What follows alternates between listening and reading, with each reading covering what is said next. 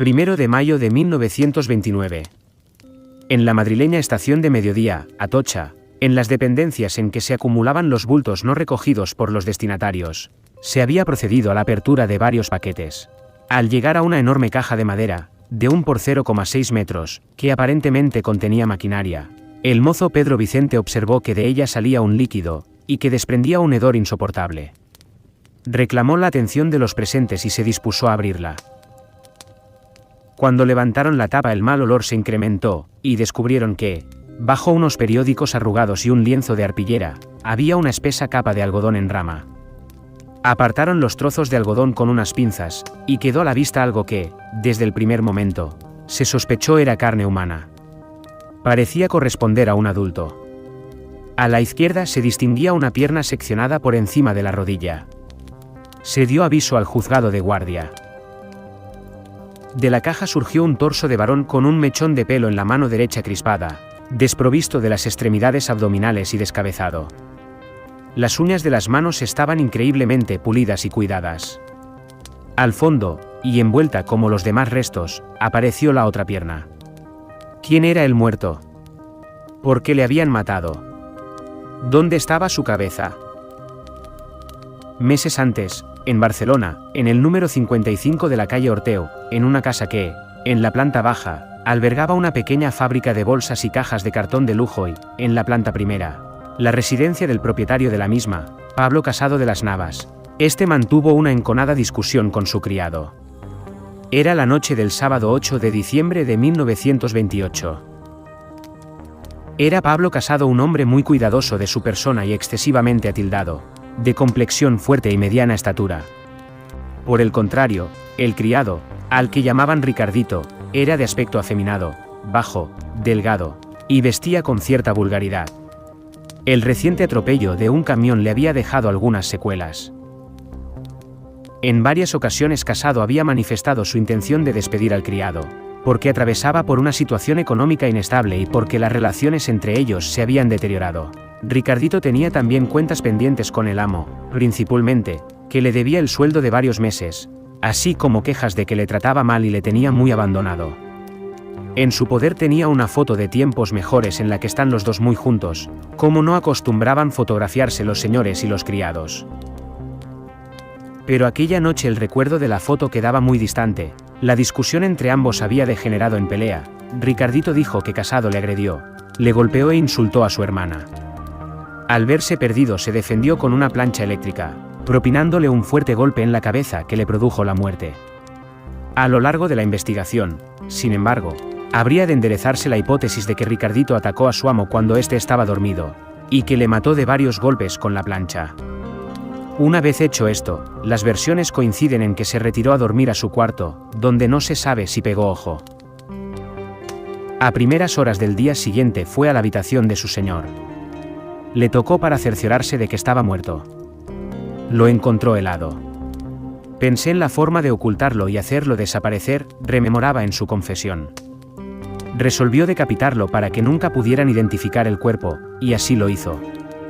Con un cuchillo seccioné las piernas, hasta llegar al hueso, y luego utilicé un serrucho. Cuando terminé, bajé al sótano de la casa y cogí uno de los cajones que allí se amontonaban para embalar bolsas de la fábrica. Después recogí trapos y algodones para empapar la sangre, pero no fueron bastantes y tuve que comprar varios paquetes en una farmacia. Luego me dediqué a embalar los restos con todo cuidado.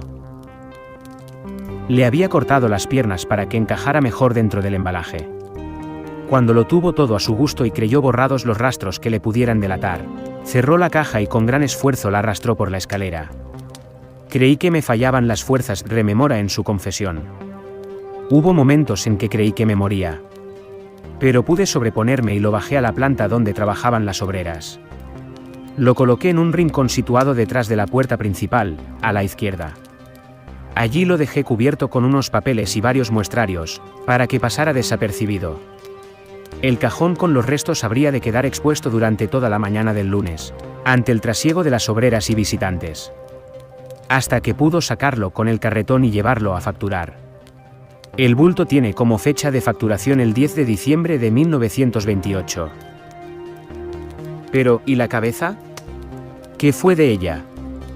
Ricardito la cubrió de algodón, luego hizo un cuidadoso envoltorio con papeles de periódico, asegurándose de que quedara disimulada y no hubiera peligro de manchas delatoras.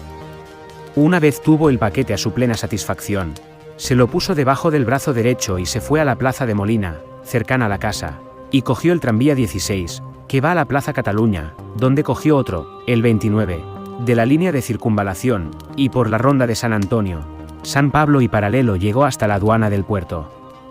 Allí se bajó, y, aunque estaba lloviendo, se dirigió a los muelles dando un lento paseo. Pasó por delante del club náutico, y a unos 100 metros encontró amarrado un barco de nacionalidad extranjera, el Montevideo, anclado de estribor. La lluvia había dejado todo el entorno despejado. Ricardito seguía con su paseo, y así se acercó al agua. Una ojeada distraída le informó de que estaba solo, a excepción de un tripulante del barco que estaba en cubierta pero de espaldas a él. Una vez junto al buque, y a salvo de todas las miradas, sin interrumpir su paseo levantó el brazo y soltó el paquete con la odiosa cabeza de Casado. Al caer golpeó en una barca que no había visto, su corazón casi se paralizó porque pensó que había quedado sobre ella, pero la cabeza había caído al mar por el espacio, de unos 30 centímetros, que había entre el muelle y el barco. Hubo un leve chapoteo, y el paquete se hundió. El marino del Montevideo se giró, alertado por el ruido, pero la tranquilidad de Ricardito le hizo despreocuparse. El criado volvió a la casa de Orteo a proseguir la limpieza, hasta borrar todas las huellas comprometedoras. El cuerpo de la caja hedía muy poco, por lo que se supuso había sido embalsamado con sustancias contra la descomposición. Vestía una camiseta y unos calzoncillos, ambas prendas de gran calidad, de una seda finísima. El muerto era un hombre de 30 años, elegante y mundano. Junto a los restos había discos de cartón, guata y papel cortado, y la factura de un cliente. A las pocas horas de difundirse estos datos, y aunque en principio pareciera una identificación muy difícil, Vicente Cristelli, que tenía una tertulia en el Café Comercial de Madrid, se personó, temiendo que el descuartizado fuera su amigo Pablo Casado. Lo identificó, en el depósito, porque el asesinado había sido operado de una enfermedad de tipo tuberculoso y, a raíz de ello, padecía monorquidia. El lado derecho del bajo vientre era el de la castración. En Barcelona fueron detenidos el criado de la víctima, Ricardo Fernández Sánchez, de 25 años, al que entre otras cosas, se le incautó una caja conteniendo varias barritas de rímel con un cepillito de los que utilizan las señoras para arreglárselas, pestañas y los otros objetos de la misma naturaleza, y el joven de 22 años José María Figueras Jaumandrea, hijo de una acaudalada familia. Se dieron informaciones contradictorias en la prensa barcelonesa. La contradicción estaba sobre todo en esto último. Era difícil la amistad entre señorito y criados en la Barcelona de finales de los años 20. En un principio se creyó culpable del crimen a Figueras, y pasaron más de 20 días antes de que Ricardito se confesara único autor, librando así a un inocente. En el interregno, el legendario César González Ruano entrevistó a expertos criminólogos, y hasta al doctor Marañón, en busca de una explicación del misterio. Aunque las pruebas se amontonaban en contra de Ricardito, se habían encontrado en su poder varios trajes y la cartera de muerto, no fue hasta la reconstrucción del crimen, ordenada por el juez Sánchez Oñate, cuando, al verse delante de la caja que había contenido los restos de su víctima, hábilmente dispuesta como si todavía los ocultara dentro, simulando la policía que iba a sacar los miembros descuartizados, cuando se derrotó, que no lo destapen. Que no quiero verlo. Y confesó.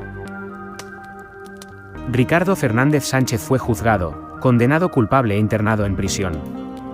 Posteriormente le fue aplicada la condena condicional por buena conducta. ¿Se imaginan asesinar a alguien para poder acudir a una corrida de toros? En Córdoba ocurrió hace 130 años y su protagonista es conocido como Cintas Verdes. El caso real de José Cintabelde, un gañán de campo al que todo el mundo llamaba Cintas Verdes y que se hizo tristemente célebre por cometer el mayor asesinato en masa de la historia de Córdoba. Todo sucedió el 27 de mayo de 1890 durante la feria de Nuestra Señora de la Salud de ese año.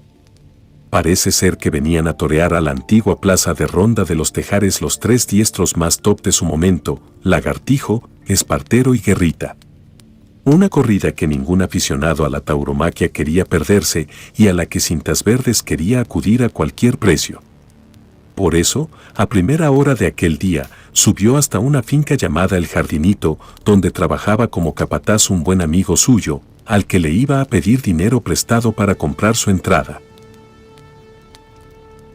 Pues bien, parece ser que cuando llegó, su amigo ya se había bajado a Córdoba, y como se trataba de su último recurso porque el resto de conocidos se habían negado a fiarle, lo único que se le ocurrió fue exigirle el dinero que necesitaba a la mujer del capataz. Esta se negó, y no sabemos lo que se le pasaría por la cabeza a Cintas Verdes para sacarse una pistola de la faja y disparar a la señora a bocajarro. Por suerte solo acertó a darle en la mano, por lo que la mujer salió corriendo por el pasillo e intentó refugiarse cerrando las puertas del salón. Pero el gañán, imponiendo su mayor fortaleza física para empujar el portón y rematarla a tiro limpio. Primero robó todo el dinero que había en el cajón, 145 pesetas, que serían suficientes para conseguir su entrada para los toros. Pero en lugar de marcharse, pensó que si no había testigos nadie le podría acusar, por lo que comenzó a recorrer la finca en busca de personas que lo pudieran delatar. Al primero que sorprendió cogiendo naranjas fue al arrendador de la casa, al que sin mediar palabra rebanó el cuello con una enorme navaja. Después se fue en busca del guarda, que no andaba demasiado lejos. Este buen hombre, que no se había percatado de nada, cuando le vio acercarse se sacó un cigarrillo y se lo ofreció. Pero en vez de recogerlo, Cintas Verdes le respondió con 2 disparos en la cabeza. Y lo peor estaba aún por llegar, porque los hijos del capataz, al escuchar los disparos, se escondieron dentro de la casa. Cintas Verdes, que conocía bien a la familia, sabía que si el padre estaba allí, sus niños no debían andar demasiado lejos.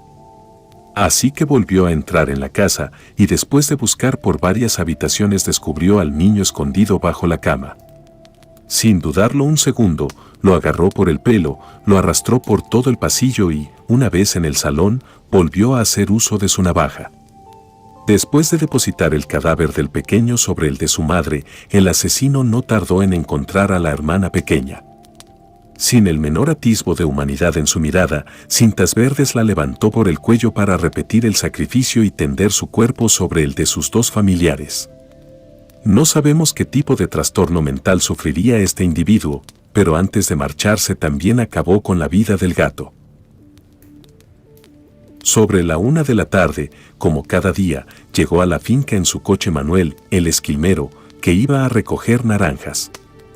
Salvó la vida porque a esa hora Cintas Verdes ya se había marchado, y fue él quien descubrió la masacre. Tras recorrer paso a paso el sangriento escenario, finalmente oyó la tenue voz del guarda, al que aún le quedaba un hálito de vida. Y con su último aliento, el guarda le dijo desde el suelo: «Manuel, el que estuvo aquí ayer, ese me ha matado». Así que el esquilmero avisó rápidamente a la Guardia Civil, que no tardó en personarse en el sitio para interrogar a los vecinos.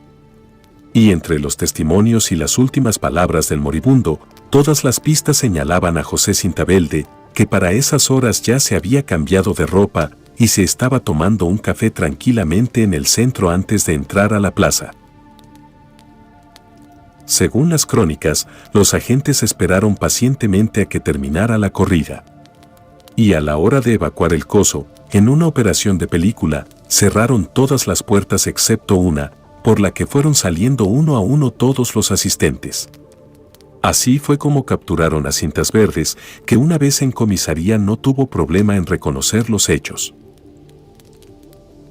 En medio de una grandísima expectación por parte de una ciudad sedienta de justicia, el caso se convirtió en uno de los más mediáticos del siglo pasado. El juez lo condenó a muerte por garrote vil, y también pasaría a la historia este individuo por ser el último preso ejecutado públicamente en Córdoba. Pero lo curioso vino entonces, pues mientras llegaba la hora de su ajusticiamiento, parece que surgió en él un arrepentimiento espontáneo que le hizo convertirse en un preso ejemplar. Dicen las crónicas que rezaba y escuchaba misa a diario, y que incluso empezó a recibir tantas limosnas de gente anónima que llegó a amasar una pequeña fortuna, de la cual nunca disfrutó porque al cabo de unas semanas fue ejecutado frente a miles de cordobeses junto a la puerta de Sevilla. Tanto caló esta historia en la sociedad cordobesa, que hasta hace poco cuando un niño se portaba mal, su madre siempre le decía: «Estad quieto niño, que eres más malo que cintas verdes». Las desventuras de Roma Santa, el autoproclamado licántropo gallego, cuentan con muchas luces y una infinidad de sombras. Hoy conocemos su vida gracias a la versión que él mismo declaró frente a los tribunales que le juzgaron entre 1852 y 1853. Y ese es el problema, que este asesino reconocido esgrimió teorías tan rocambolescas en el estrado como que se transformaba en un hombre lobo para acabar con sus víctimas o que atacaba en compañía de otros seres tan sobrenaturales como él. Sus palabras rodearon el caso de un halo de misterio que, todavía hoy, genera cierta desconfianza sobre la veracidad de sus actos. Pero es innegable que, más allá de los vividis, badabis, bus, de la hechicera de la Cenicienta, la suya fue la historia de un criminal que estremeció a España. Manuel Blanco Roume-Sante vino al mundo, según confirmó al juez, en la aldea Regueiro, ubicada en Ourense, el 18 de noviembre de 1809. Bebé rubio y delicado, en su partida de nacimiento fue anotado como Manuela. Según dicta la lógica, porque tanto sus padres como el sacerdote creyeron que era una niña hasta los 8 años. Este es uno de los muchos enigmas que rodean todavía al hombre lobo gallego.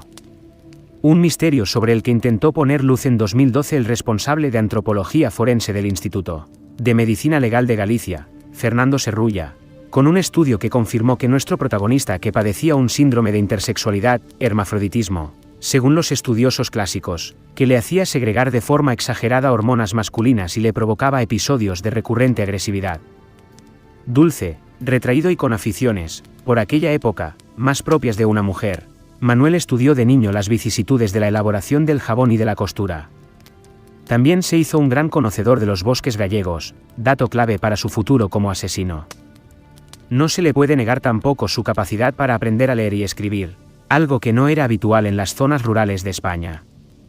Tras una adolescencia de la que se conoce poco, contrajo matrimonio en 1831 con Francisca Gómez, un poco mayor que él. Su historia de amor se extendió solo durante 3 años, cuando la mujer falleció de forma repentina.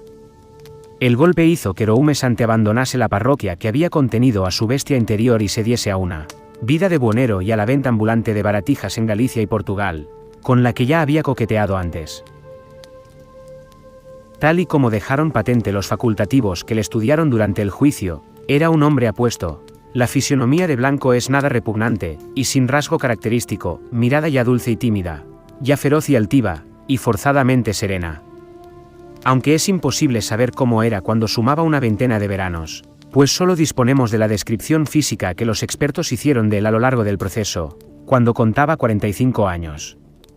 Entonces medía 5 pies menos pulgada de talla, contaba, con tez morena clara, ojo castaño claro, pelo y barba negros, semicalva la parte posterior de la cabeza, y mostraba una salud floreciente.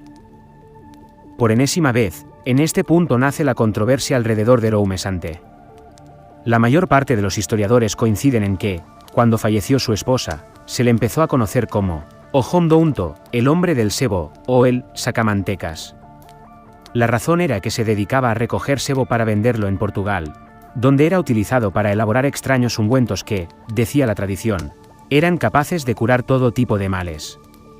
En los años 50, el diario El Balear ya hizo referencia a que se había ganado este sobrenombre, el del unto, según La Voz Pública. Años después, cuando se dieron a conocer sus crímenes, no tardó en generalizarse la idea de que aquella materia prima la sacaba de sus víctimas. Raros crímenes.